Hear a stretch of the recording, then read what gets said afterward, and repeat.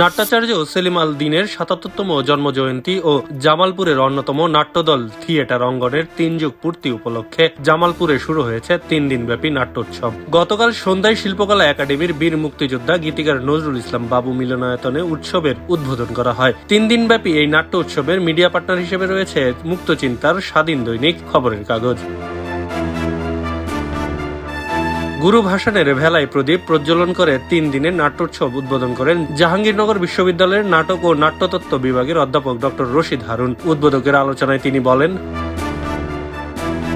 জামালপুরে অনেকদিন পরে এখানে একটি নাটক হচ্ছে এবং সেটি হচ্ছে আবার আমার শিক্ষার্থীর লেখা এবং হলো রচনা। তো আমি ওই আগ্রহের জায়গা থেকে যেমন এখানে এসেছি।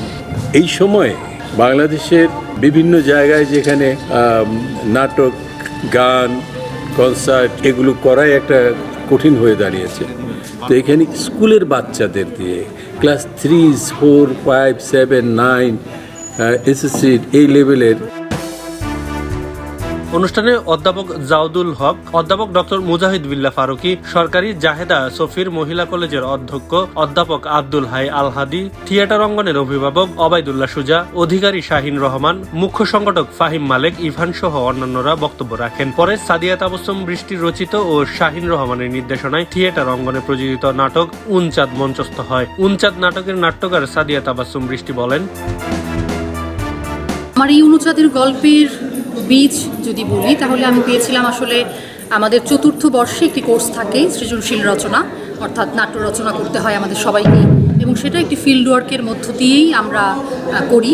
অর্থাৎ ফিল্ড ওয়ার্কের ভিতর দিয়ে আমরা একটি সত্য ঘটনা খুঁজে বের করি এবং সেই ঘটনার অবলম্বনেই আমরা নাটক লিখি।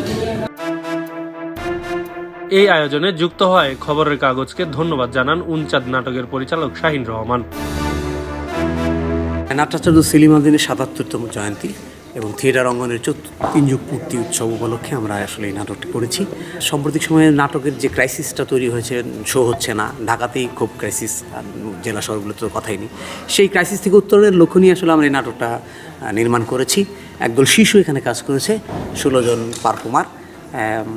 আমরা তাদেরকে পথশিশু বলি। সেই পথশিশুদের যে বঞ্চনার গল্পটা আছে সেখানে তাদের গল্পগুলো আমরা তুলে আনার চেষ্টা করেছি নাটকে।